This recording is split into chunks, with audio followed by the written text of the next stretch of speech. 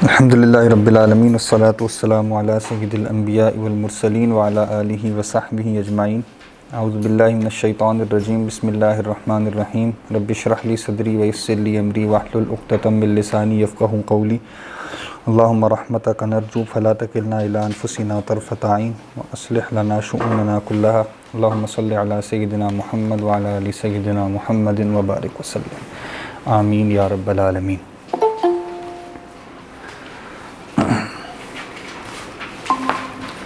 आज इंशाअल्लाह तजवीद की हमारी दूसरी क्लास है और पहली क्लास तो बिल्कुल इब्तदाई थी। उसमें हमने कोई नई चीज़ जो है वो नहीं देखी थी, बस कुछ कुरान मजीद से ताल्लुक़ के हवाले से कुछ बातें की थी। तजवीद की अहमियत, उसकी तारीफ़ क्या होती है, उसमें क्या बातें डिस्कस की जाती हैं, पढ़ी जाती हैं, उसके मुतालिक कुछ बातें की थी।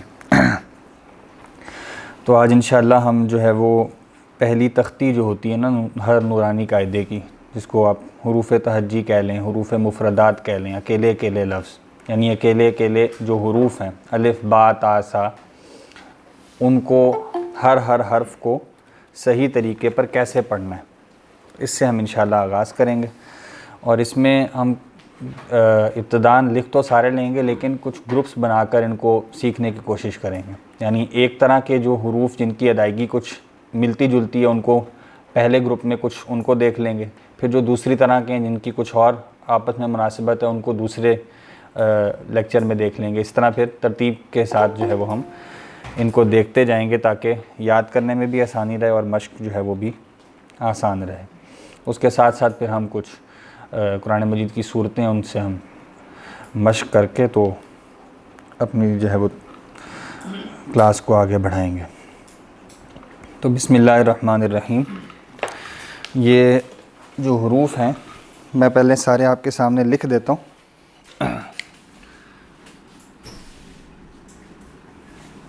ये अलिफ है, इसको पढ़ा जो है वो अलिफ जाता है और लिखते इस तरह हैं। फ़िलहाल मैं सारे लिख रहा हूँ, इसमें से हम पहली जो हमारी नशिस्त है उसमें हम उसको जो सिमिलर हैं उनको देखेंगे, जो सबसे आसान तरीके पर अदा किए जा सकते हैं। अलिफ बा ता सा जीम हा खा दाल जाल रा ज़ा सीन शीन सौद ज़ाद ता ज़ा आइन गैन फ़ा क़ाफ काफ लाम मीम नून वाओ हमज़ा। अच्छा, पहले हा लिख लेते हैं। हा हमज़ा या, और या दोनों को या ही पढ़ते हैं, एक ही होती हैं, इस्तेमाल के एतबार से फ़र्क हो सकता है। तो एक दफ़ा मैं पढ़ता हूँ, आप सब साथ पढ़ लें और उसके बाद फिर इंशाअल्लाह हम ग्रुपिंग करके उनकी मश्क करेंगे। जी, तो अलिफ जो ऑनलाइन है वो भी साथ साथ पढ़ते जाएं। माइक ऑन करना चाहें तो कर सकते हैं, ना करना चाहें तो तब भी कोई मसला नहीं। अलबत्ता जो मर्द हज़रात हैं सिर्फ वो माइक ऑन करें। अलिफ बा ता सा ज़बान को निकाल कर हमने ये जो आगे के दो दांत हैं ना उसकी टिप पर लगाना है और फिर जो है वो आवाज़ निकालनी है। सा जीम हा खा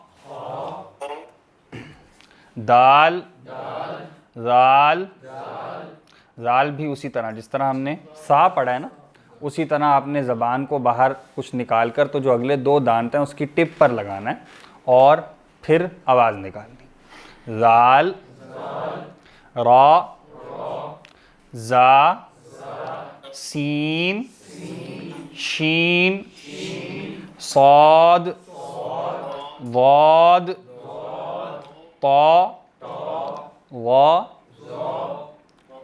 इसकी मश्क करेंगे इंशाल्लाह। आइन, गैन,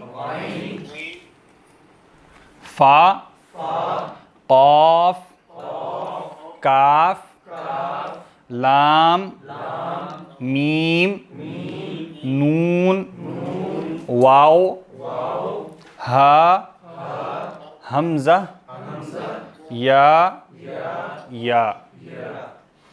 ठीक। अच्छा, अलिफ तो पहला है। अलिफ जो है वो, अलिफ और हमज़ा में जो फ़र्क किया जाता है अक्सर वो ये होता है कि जैसे एक लफ्ज़ है ना इंसान, हम जब शायद अरबी के दौरान भी इस तरह की कोई मश्क आ जाए तो ऐसा अलिफ या हमज़ा जिसको आप जो भी कह लें, जिस पर कोई हरकत हो या सुकून हो। हरकत कौन कौन सी होती है? ज़बर हरकत होती है, यानी किसी लफ्ज़ के ऊपर कोई हरकत हो। ज़ेर नीचे हरकत होती है, पेश भी ऊपर होती है।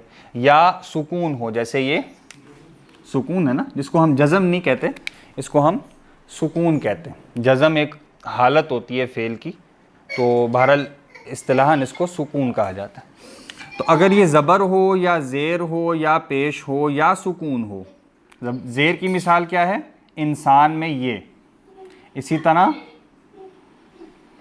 मिसाल के तौर पर अलम, अलम तरा कैफा वाला, तो ये क्या है? ये ज़बर की मिसाल है।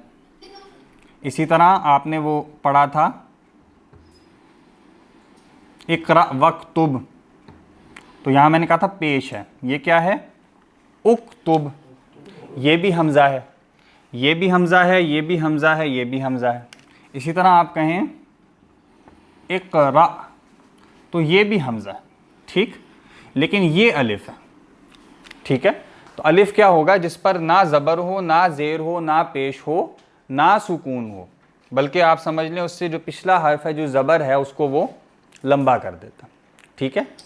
तो अलिफ जो है वो, अलिफ आप इसको सिर्फ तब पढ़ेंगे जब ये कुरान मजीद में हुरूफ़ मुक़त्तात में आए। हुरूफ़ मुक़त्तात आपको मालूम है ना, यानी कुछ सूरतों के आगाज़ में कुछ ऐसे यानी हुरूफ आते हैं जिनको अलग अलग पढ़ा जाता है, और उनको मुक़त्तात कहने की एक वजह यही है कि उनको अलग अलग पढ़ा जाता है। यानी अगर अलिफ लाम मीम लिखा है तो उसको हम अलम नहीं पढ़ेंगे। ये तो अलम लफ्ज़ आ रहा है ना, अलम तरा कैफा, लेकिन अगर अलिफ लाम मीम होगा तो उसको हम अलिफ पढ़ेंगे, ठीक है।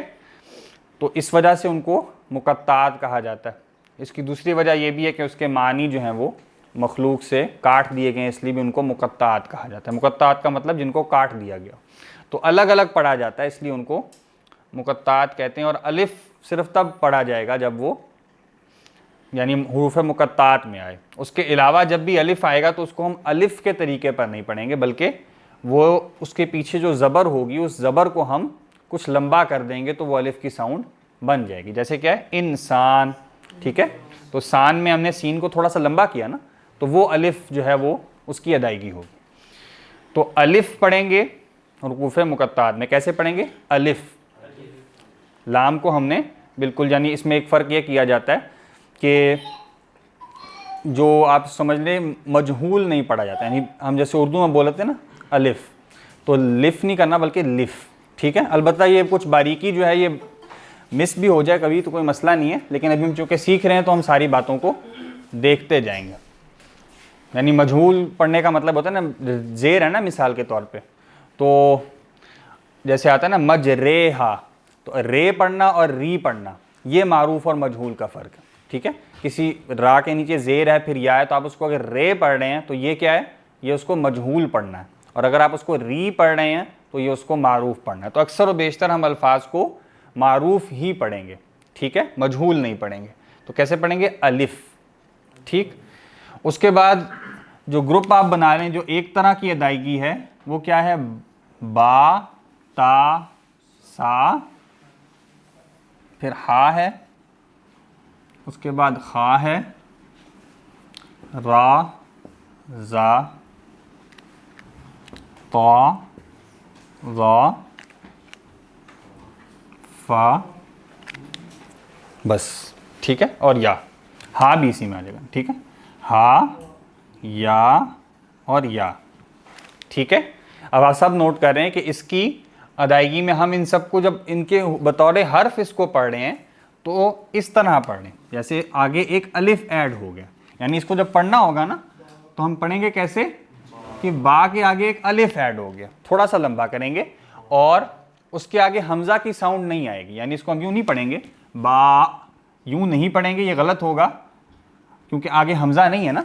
इसको बस थोड़ा सा लंबा करेंगे और आवाज़ को छोड़ देंगे बा, ठीक है, या इसको थोड़ा सा और लंबा कर लें तो बा, ठीक है। इसी तरह ता, सा, हा, खा, रा, जा, ता, वा, फा, हा, या, ठीक है। एक मश्क तो ये होगी कि ये सब हरूफ पढ़ने कैसे हैं, जिनको हमने एक ग्रुप बना लिया, उस हर्फ पर ज़बर देकर उसके बाद एक अलिफ को हमने साथ ऐड किया जो उस लफ्ज़ को थोड़ा सा लंबा कर देगा। अब अलिफ के मुतालिक भी एक कायदा बयान किया जाता है कि अलिफ जब एक अलिफ हो तो उसकी मिकदार कितनी है कि लफ्ज़ को कितना लंबा करना है। अगर उसके बाद एक अलिफ है तो उसको इस तरह बयान करते हैं कि जैसे आपकी मुट्ठी है, तो अगर मुट्ठी को खोल रहे हैं नॉर्मल स्पीड से या बंद कर रहे हैं नॉर्मल स्पीड से, या बहुत तेज़ बहुत आहिस्ता नहीं, मतलब इतना खोलना या बंद करना, एक नॉर्मल स्पीड से मुट्ठी को अगर बंद हो तो खोलना या खुली हो तो बंद करना, उतनी मिकदार जितना टाइम लगता है उतना आपने अलिफ को लंबा करना है। एक अलिफ की मिकदार इतनी बयान की जाती है, ठीक। तो एक तो ये बात होगी कि इन सब के बाद आपने जब इनको बतौर हर्फ पढ़ रहे हैं, यानी हुरूफ तहज्जी में आप कहेंगे ना यहाँ बा है यहाँ ता है, तब इनकी अदायगी इस तरह होगी, ठीक हो गया। दूसरा तरीका, दूसरी जो बात है इसमें वो ये है कि जैसे हमने बिल्कुल आगाज़ में बात की थी कि लफ्ज़ जो यानी जो हर्फ होता है उसका कोई ना कोई मखरज होता है, और मखरज का मतलब हमने क्या कहा था, यानी मखरज का मतलब होता है निकलने की जगह, निकलने की जगह क्या मतलब, वो आपके जो पूरा आपका लफ्ज़ का अदा करने का मैकेनिज़्म कह लें, आपकी ज़बान है, आपके होंठ हैं, आपका हलक है, आपका मुंह है, तो ये सब के सब इनमें से किस जगह से उस हुरूफ की अदायगी होगी या वो हर्फ कहाँ से निकलेगा, इसको कहते हैं ये उस लफ्ज़ का या उस हर्फ का मखरज है, ठीक है। तो अब मखरज पहचानना और उसकी उस मखरज के मुताबिक अदायगी करना, तभी वो हर्फ जो है वो सही तरीके पर अदा होगा। अगर उसके मुताबिक उसको अदा ना किया जाए तो इम्कान मौजूद होगा कि वो हर्फ जो है वो किसी और हर्फ से बदल जाए, ठीक है। जैसे अगर ता और ता को देखें तो इन दोनों का अगर मखरज मालूम ना हो तो हम ता की जगह ता पढ़ सकते हैं और ता की जगह ता पढ़ सकते हैं। तो किस तरीके पर उसको निकालेंगे ये उसका मखरज है। तो मखरज को पहचानने का तरीका क्या है, वो एक आसान सा कायदा उलमा ने बयान किया है कि आप शुरू में एक हमज़ा ज़बर आ लगाएं, उसके बाद जिस हर्फ का मखरज जानना चाह रहे हैं ना उसको आप साकिन करके लिख दें, ठीक है। मसलन आप बा का मखरज जानना चाह रहे हैं, ठीक है, तो आप बा से पहले एक हमज़ा ज़बर लगाकर बा को साकिन कर दें, तो क्या होगा, अब जहां आपका मुंह रुकेगा या जहां आपका पूरा जो बोलने का लफ्ज़ की अदायगी का मैकेनिज्म है वो रुकेगा, वो उस लफ्ज़ का मखरज होगा, ठीक है।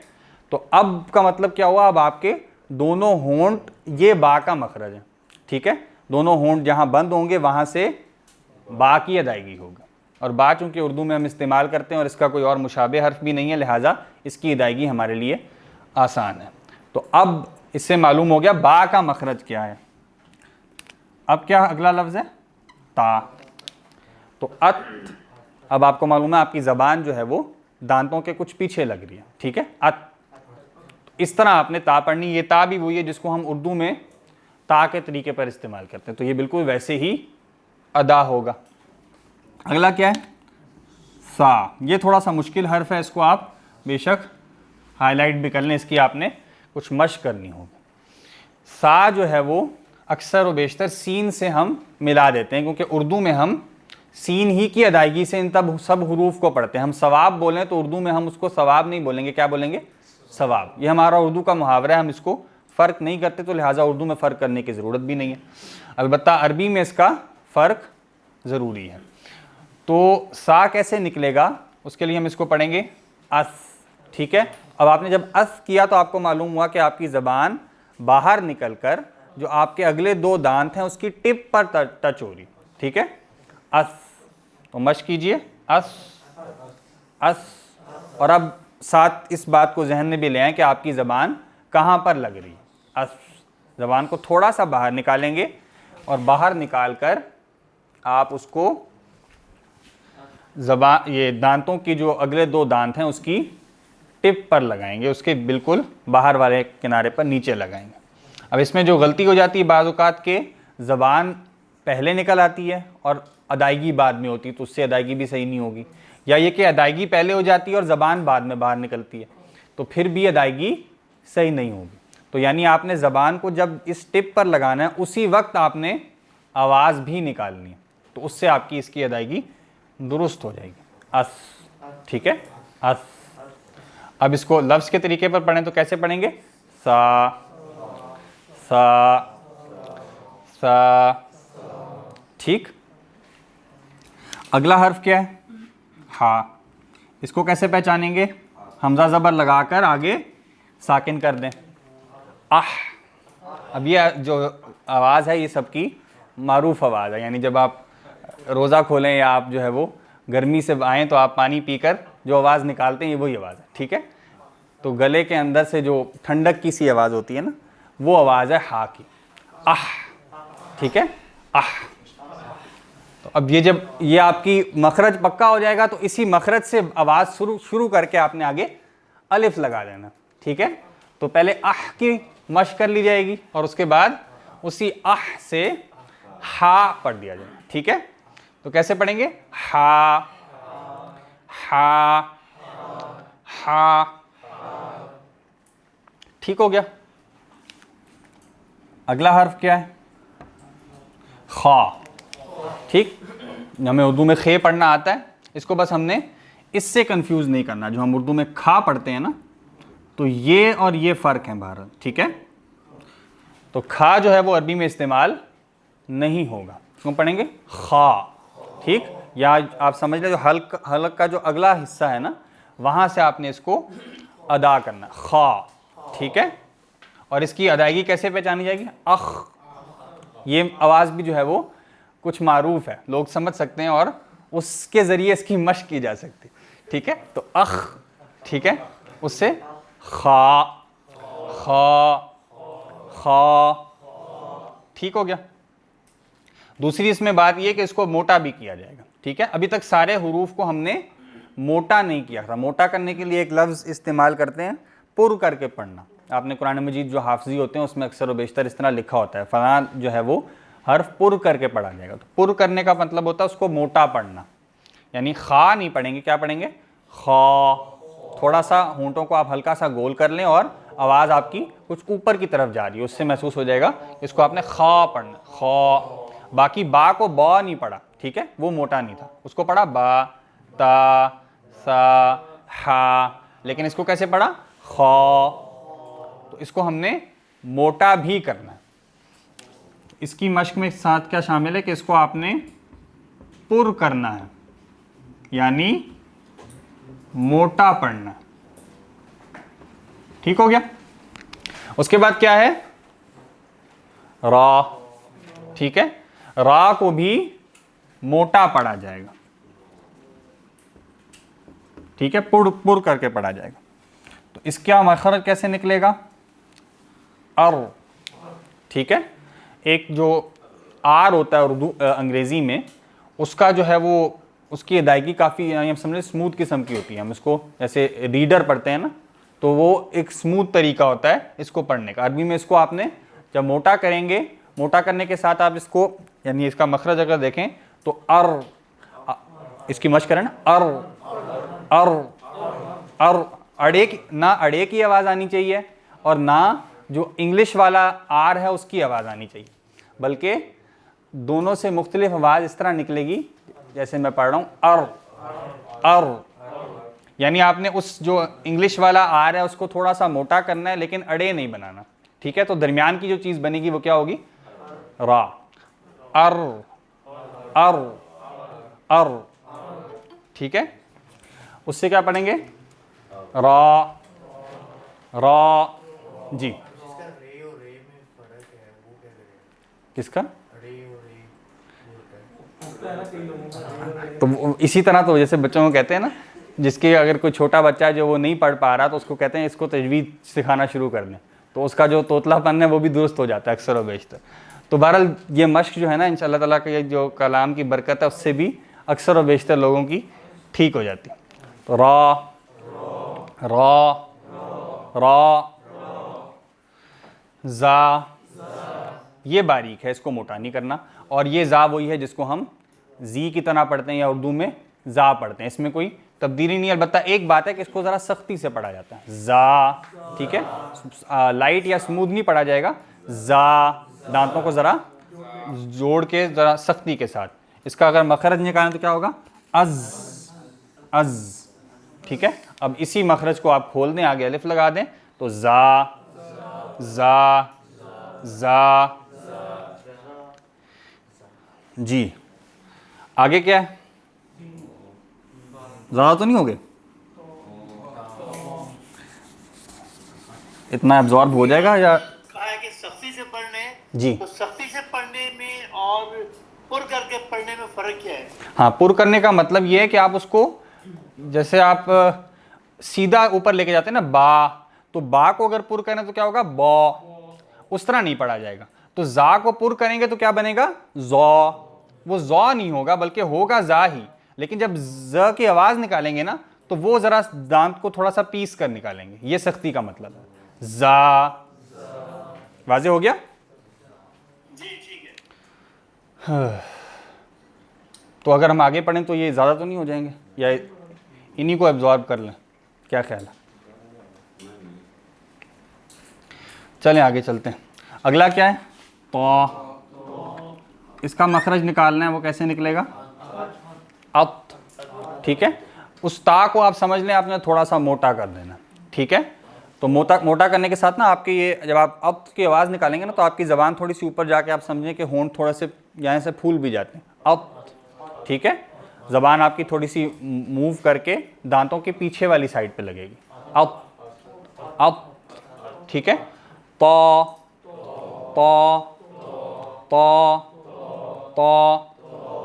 ये मोटा भी होगा, मोटा होने का मतलब क्या है कि ता नहीं होगा बल्कि ता होगा। और दूसरा, इसकी अदायगी भी ता से मोटी होगी, यानी अदायगी में भी ता से मोटा है और पढ़ने में भी जो मोटे वाला कायदा है, जो पुर वाला कायदा है, वो इस पर लगेगा। तो अगला क्या है, वाह, इसको पढ़ेंगे औ। अब ये क्या है, ज़बान को आपने थोड़ा सा घुमाना है पीछे की तरफ, और जो दांतों का पिछला हिस्सा है ना, अगले दो दांतों का पिछला हिस्सा, वहां पर लगाना, औ औ। जाल में क्या था, ज़बान थोड़ी सी बाहर निकाल कर अगले दांतों की टिप पर लगा रहे थे, बाहर वाले हिस्से में। वाह में क्या है, ज़बान को अगले दांतों की बैक पर लगाना है और मोटा भी करना है, वाह वाह वाह वाह वाह, औ औ औ औ, वाह वाह, ठीक। फ़ा आसान है, जिस तरह हम उर्दू में फ़ा पढ़ते हैं, एफ़ पढ़ते हैं इंग्लिश में, उसी तरह अफ़, और इसी तरह फ़ा फ़ा। ये जो हा है,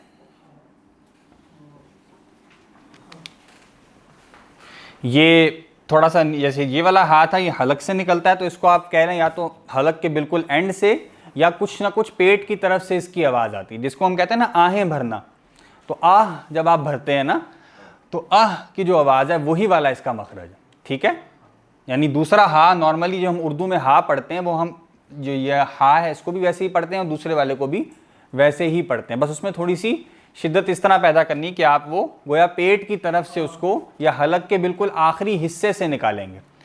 तो इसका अगर मखरज देखें तो वो क्या है, आह, ठीक है। थोड़ा पेट की तरफ आपकी आवाज़ जाएगी, या वहाँ से आपको महसूस होगा कि वहाँ से आपकी ये हा निकल रही है।